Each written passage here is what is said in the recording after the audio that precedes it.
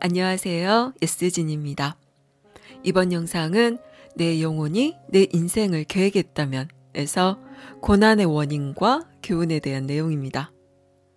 삶에서 고난을 겪는 이유는 우리가 인간이라는 물리적인 한계가 있는 몸을 타고났기 때문입니다.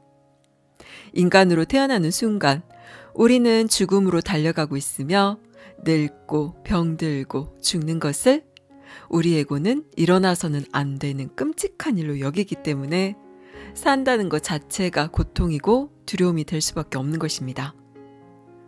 또한 우리는 사회와 타인으로부터 주입된 잘못된 신념이나 관념으로 인해 일어나는 상황을 있는 그대로 받아들이지 못하고 옳다 그르다, 좋다 나쁘다 끊임없이 판단 분별해서 저항하고 그에 따른 여러 감정들을 일으키게 됩니다. 이 모두가 우리가 깨어있지 못하고 에고에 의해 휘둘리기 때문에 일어나는 것입니다. 에고가 어떻게 반응하고 받아들이는지를 알아차리고 살펴볼 수만 있다면 우리는 에고의 자동적인 반응에서 벗어나서 우리의 본래 자유의지를 행사할 수 있을 것입니다. 어떤 상황에서도 평온함과 감사를 선택할 수 있는 것이지요. 자, 그럼 고난이 주는 가르침에 대한 책 내용을 살펴보겠습니다. 신념이 이 세상의 모든 괴로움을 만들어냅니다. 세상에는 거짓된 신념, 즉 사랑에서 어긋난 신념이 너무나도 팽배해 있습니다. 당신의 신념들이 이런 거짓된 신념과 거리가 멀다면, 즉 진리에 부합하는 신념이라면 그만큼 괴로움도 줄어들 것입니다. 잘못된 신념은 부정적인 감정의 원인입니다. 부정적인 감정은 해로운 행동을 유발하며 이와 비슷한 타인의 반응 또한 유발합니다. 당신이 거짓된 신념을 믿는 순간 그것에 대한 당신의 확신은 강렬한 감정을 만들어냅니다. 그리고 이 강렬한 감정은 당신이 타인을 향해 상처가 되는 행동이나 해를 입힌 것을 정당화합니다. 카르마는 바로 이렇게 만들어집니다. 자기 신념에 확신이 별로 없고 따라서 강렬한 감정이 올라오지 않는다면 당신은 이와 같은 자신의 행동이 정당하다고 느끼지 않을 것입니다. 그러면 스스로를 잠시 멈춰 세우겠지요. 내면 깊은 곳에서는 이것이 잘못된 행동임을 잘 알고 있기 때문입니다. 아주 어린 영혼들도 내면 가장 깊은 곳에는 선함이 있습니다. 이들은 그저 두렵고 절망스러운 마음에 남에게 상처를 주는 것입니다. 이 두려움은 어디에서 오는 걸까요?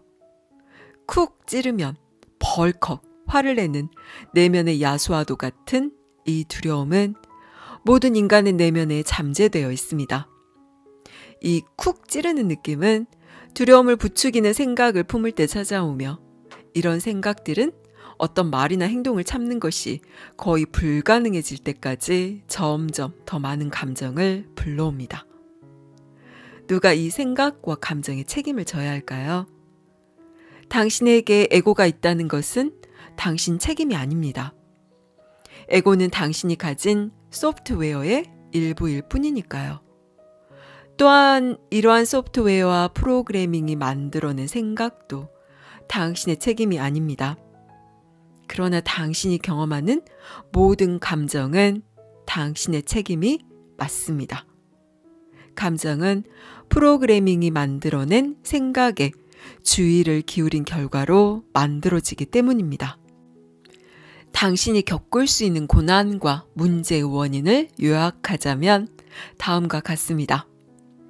문제가 아닌 것들도 모두 문제로 만들어버리는 당신의 에고, 당신의 자유의지, 그리고 당신이 믿는 잘못된 신념과 여기에서 비롯된 부정적 감정에 휩쓸려 내리게 되는 잘못된 선택들, 타인을 향한 당신의 나쁜 행동, 그리고 여기에 대한 타인의 반응, 당신이 떠안을 필요가 없는 문제를 당신에게 떠안기는 타인의 잘못된 선택, 카르마를 해소하는 과정에서 발생하는 일들, 영혼의 계획에는 없었던 우발적인 사고들,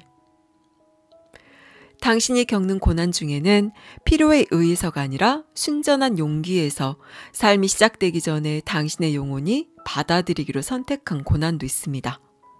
신체적 장애를 얻는다거나 폭력적인 환경에 놓이는 등 삶 전반에 영향을 미치는 큰 고난 중에 이런 경우가 종종 있습니다. 물론 이 중에도 카르마 때문에 겪게 되는 고난이 있지만 말입니다. 이에 더해 영혼은 살아가는 중에 사전 생애 계획에서는 정해진 바 없었던 시련을 받아들이기도 합니다. 당신의 삶이 영혼이 원래 계획했던 방향으로 돌아갈 수 있도록 당신의 습관적인 패턴이나 삶의 궤적을 크게 흔들 필요가 있을 때 이런 결정이 내려집니다. 혹은 삶이 시작되기 전에는 예측할 수 없었지만 어떤 상황이 당신에게 필요한 교훈을 줄 수 있으리라 판단될 때도 이런 일이 있을 수 있습니다. 영혼은 종종 예상치 못했던 상황들도 배움의 기회로 활용하고자 합니다. 타인이 겪고 있는 고난, 장애, 혹은 시련을 보고 그를 함부로 판단해서는 안 됩니다. 이들이 겪는 시련은 카르마에 의한 것이 아니라 나이 든 영혼이 여러 이유로 인해 선택한 시련일 수도 있습니다. 당신은 상대가 왜 그런 경험을 겪고 있는지 함부로 판단하거나 짐작할 수 있는 위치에 있지 않습니다. 이는 당신이 알 수 있는 것이 아니며 이 사실을 겸허히 받아들이는 것이 당신이 할 수 있는 최선입니다. 이러한 겸허한 마음을 지니고 있으면 당신의 가슴은 그들을 향해 계속 열려있게 됩니다. 자신밖에 모르는 에고는 카르마를 운운하며 어려운 환경에 놓여 있거나 고난을 겪고 있는 타인을 돕고 보살필 책임을 모면하고자 할 것입니다. 남을 함부로 판단하는 무정한 태도를 고치지 않으면 언젠가는 자비심과 공감에 대한 가르침을 받게 될 것입니다. 다음 생애에서 자신이 함부로 판단했던 상대와 정반대의 처지가 되는 경험을 할 수도 있겠지요. 어떤 방식으로든 삶은 에고를 겸허하게 만들 겁니다. 삶의 목적은 에고의 파괴성에 빛을 비추는 것이고 또 영혼은 여기에 꼭 맞는 교훈을 설계하기 때문입니다. 당신의 형제자매를 지켜야 할 사람이 바로 당신임을 아는 것이야말로 남을 함부로 판단하는 마음의 독을 치유하는 약입니다. 사람들의 상황과 처지는 항상 뒤바뀌어 왔고 또 뒤바뀔 것입니다. 이것이 바로 삶의 법칙입니다. 남에게 대접을 받고자 하는 대로 너희도 남을 대접하라는 교훈은 현 인류가 배우고 있는 가장 기본적이고 핵심적인 교훈입니다. 이것은 사랑의 교훈입니다.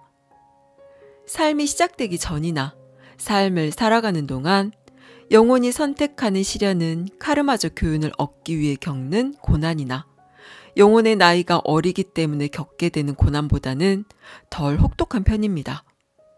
어떤 영혼들은 안내자들과의 상의하에 성장을 위한 중대한 시련을 기꺼이 받아들이기도 합니다.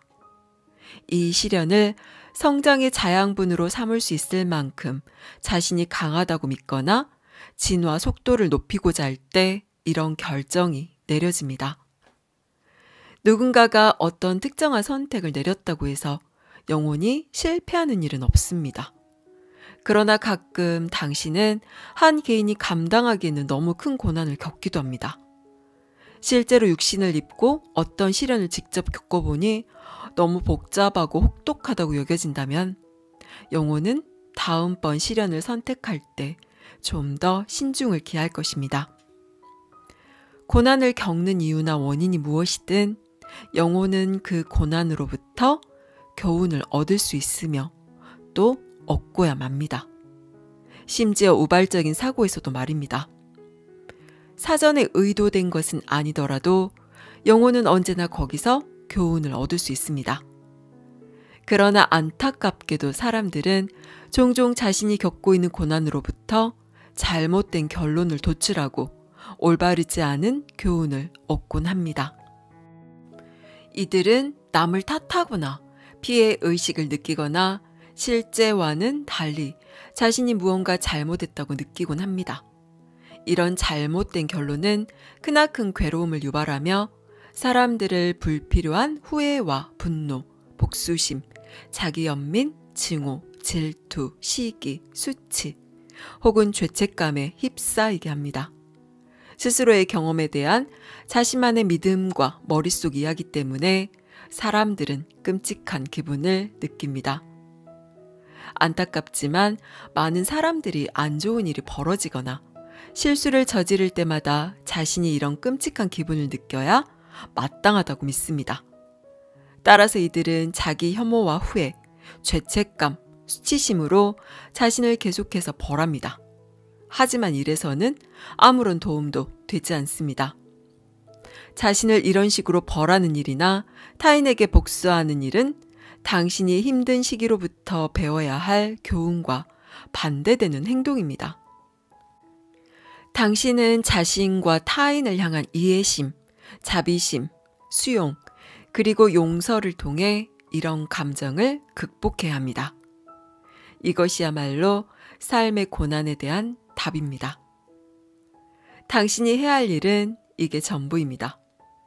자신 혹은 타인이 저지른 실수를 받아들이고 자비심을 가지고 자신과 타인을 용서하며 같은 실수를 반복하지 않도록 최선을 다하는 것이지요. 비난, 증오를 비롯한 모든 부정적인 감정은 이들이 얼마나 정당하게 느껴지든 상관없이 당신을 과거에 묶어둡니다. 이 감정들은 당신을 이미 지나간 과거 경험의 노예로 만들고 에고의 의식 상태, 즉 성장과 배움이 불가능한 고통의 상태에서 벗어날 수 없게 만듭니다. 이런 상태는 그 누구에게도 유익하지 않으며 그저 아름다운 삶을 낭비하게 할 뿐입니다. 여기서 벗어나기 위해서는 이런 에고의 의식 상태에 지배되는 삶을 한 번 혹은 그 이상 겪어야만 할 수도 있습니다. 인간의 조건이란 그런 것입니다. 성장과 배움의 목적은 이런 의식 상태에서 벗어나 더 자유롭고 더 큰 사랑으로 넘치는 의식 상태, 즉 자신의 신성한 본성으로서 살아가는 데 있습니다. 여러분 모두는 이런 의식 상태에서 살아갈 권리가 있으며 누구든 윤회를 마칠 때쯤이면 어떤 삶이 그런 삶인지 정확히 알 수 있습니다. 이러한 의식은 당신이 거쳐온 그 모든 생애들에 대한 보상입니다. 마침내 당신은 평화를 느낍니다. 마침내 당신은 있는 그대로의 삶을 선물처럼 느끼게 되며 삶을 사랑하게 됩니다. 당신은 당신의 현실을 창조한다 라는 명제가 참에 더 가까워지기 위해서는 주어인 당신의 영혼이 포함되어야 합니다. 에고적 자아, 거짓 자아로서의 당신은 결코 당신의 현실 혹은 현실 일반을 만드는 유일한 요인이 아닙니다. 당신의 자유의지는 중요한 역할을 합니다.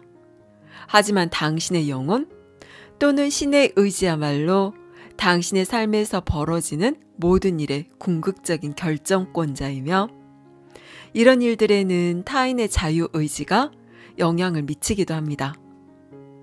당신은 모든 생명, 모든 영혼, 모든 타인의 자유의지와 함께 당신의 현실을 공동 창조하고 있습니다. 셀 수 없이 많은 힘이 아름답고 신비롭고 어지럽고 복잡하고 예측 불가능한 방식으로 얽혀 있는 것이 삶입니다. 모든 사람, 그리고 모든 영혼은 이런 삶을 즉흥적으로 헤쳐나가고 있습니다. 여기까지 내 영혼이 내 인생을 계획했다면 이었습니다. 삶이 주는 고난에 대해 우리가 할 수 있는 일은 자신과 타인을 향한 이해심과 자비심, 수용, 그리고 용서를 통한 극복이라고 말합니다. 삶에서 어떤 일이 일어나든 그 일에 대해 어떤 판단이나 분별 없이 있는 그대로를 받아들이고 수용할 수 있다면 좋겠지만 대부분의 우리는 그럴 만한 그릇이 되지는 못합니다.